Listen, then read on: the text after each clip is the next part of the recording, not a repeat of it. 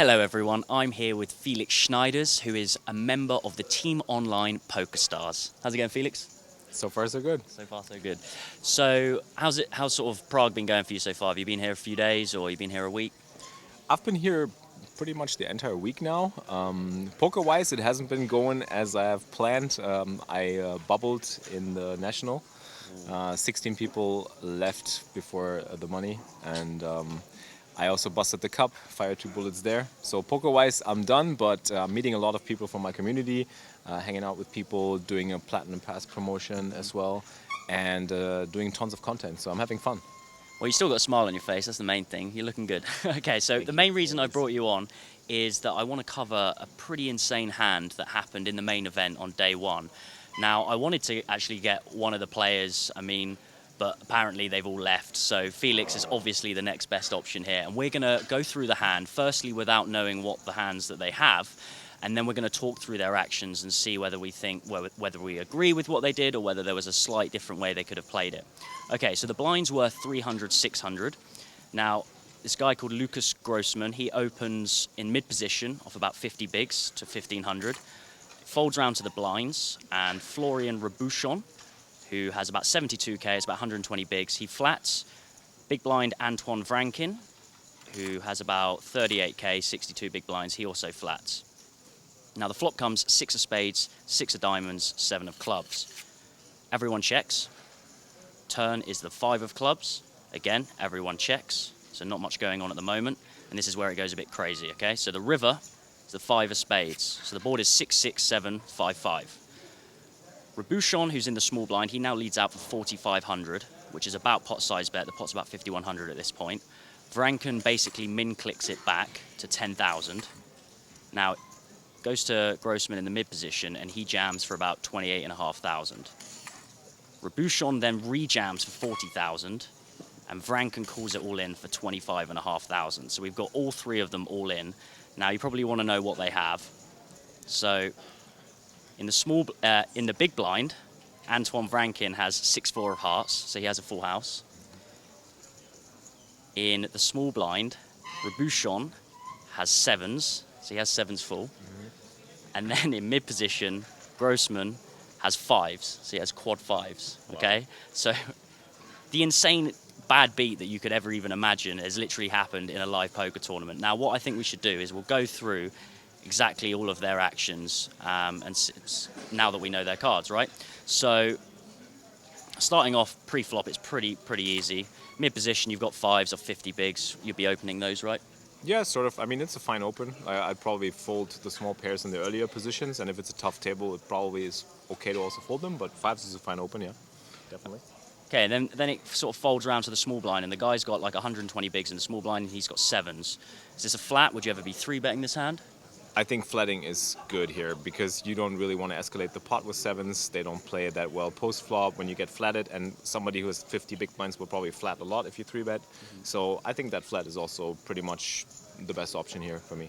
I think as well, like he's opening fairly early position. He's going to have it's generally a tighter range, so 3-betting's not going to be great. And then in the big blind, you've got 6-4 of hearts with 62 bigs. Are you calling behind here? Super easy call. You get good odds. You have a really nice hand that plays well multi-way, so perfect spot. Okay, so agree with everything so far. Now, the flop comes 6, 6, 7. So in the small blind, you've got 7s. Pretty much going to be checking range here, right? Yeah, sort of. Pretty easy. Just like the big blind. So the big blind also out of position. He's got trip 6s now. He also checks. We agree with that. Yeah. And now it's mid position. Who's got 5s? He's got an underpair to the board. Again, I'll probably be checking behind here as well. Well, I think there is an argument for c-betting here because like skipping a c-bet has 2 problems. I mean, with 5s, you're usually against 2 players not going to win the showdown. So right now, the best chance you have the best hand right now probably with 2-pair. And just like fold out all the random overcards that they might have. Like the small bet might have some king-queen suiteds, king-jack suiteds. And if you just fire like, I don't know, half pot or even a little less than half pot, I think is enough to fold out those 2 hands and then just pick up the pot right there. So I would actually be on the c-bet. You go for a c-bet, yeah. I like the idea of like, obviously they're going to have a lot of overcards that you want to protect your hand against. Yeah. And generally they're not the kind of, I would assume as well, like that range would mainly hit the big blind more than it should hit the small blind, right? Exactly. Yeah, exactly. So ideally, you're probably only wanting to get through one and hoping that the small blind will just generally fold, right? Yeah. Okay, so we take it to the turn. Now the turn is the 5 of clubs. So looking back at the small blind, who's now got 7s full, are we ever betting here? Would you check again? That's the tricky part. I mean, you kind of know you're crushing the board and nobody had anything, so they checked around. I think checking here is a good option because you want somebody to just catch like an overcard that you can get value from, maybe. So I think the chances are for him to get value are probably best if he checks. Yeah, so yeah, I agree. I think checking is good as well. And then in the big blind, see, this is interesting. In the big blind, you've still got trip 6s. Yeah. You've now got an up and down straight draw. I think, could there be an argument for a lead here? Is there a flush draw coming in on the turn? Yeah, clubs on the turn, right? Clubs as well. I mean, yeah, with a flush draw coming in, maybe you could do a small lead. Like, it doesn't need to be huge, just needs to be like a quarter pot or something like that. Very, very small bet would be fine, but I think checking is fine too. Yeah, I think checking is fine. I guess as well, like, bet it's not a bad hand to bet because you can probably bet call a lot here as well with the up and down as well, right? Yeah, okay, sure. And then it checks to the mid position, who's now got a boat. I mean, I think I would be betting here at this point, right? Yeah, I mean, both blinds showed they have nothing, so I guess I understand why he's checking. At the same time, I mean, to be honest, I think I agree with all the checks. To be honest, it's just so hard for anybody to hit a piece of the flop and just to get action if they both checked. It just looks like if he bets here, he's probably just gonna get 2 folds mostly, or action from.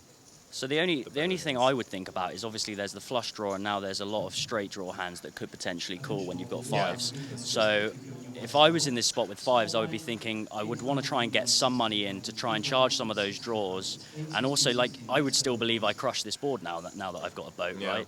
And I think maybe I could get a call from, you know, 8-7 maybe, some kind of 4x hand, and obviously clubs as well, which you're going to be dominating come the river anyway.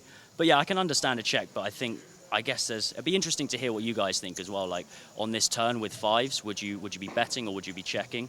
I'd like to hear what you guys have to say as well. I mean, it makes sense to bet, but also for other players to have a hand like a club draw or an 8 in their hand, or a pair and an 8 and something like that, I think they would usually be leading out of the blinds. Okay. So I think those hands are actually less likely to be in their range.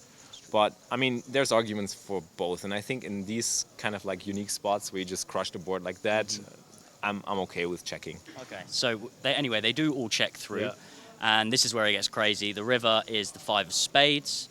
So looking at the small blind who has 7s, are you betting here? I mean, now you kind of have to try and get value from some ace-high type of hands, and I think they're going to give you some action.